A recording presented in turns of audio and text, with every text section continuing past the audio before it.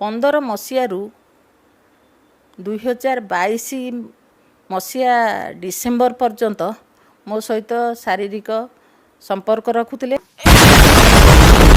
2015ରୁ 2022 ଯାଏଁ ମୋ ସହ ଶାରୀରିକ ସମ୍ପର୍କ ରଖୁଥିଲେ ମୋ ମନ୍ତ୍ରୀ ସ୍ୱାମୀ। ମୁଁ ମୋର 30 ବର୍ଷର ସ୍ୱାମୀ ପିଲାଛୁଆଙ୍କୁ ଛାଡ଼ି ମନ୍ତ୍ରୀ ପାଖକୁ ପଳେଇ ଆସିଥିଲି। କିନ୍ତୁ ସେ ମୋ ସହ ଶାରୀରିକ ସମ୍ପର୍କ ରଖି ମୋତେ ବାହା ହେବନି ବୋଲି ଏବେ ମନା କରିଦେଉଛି।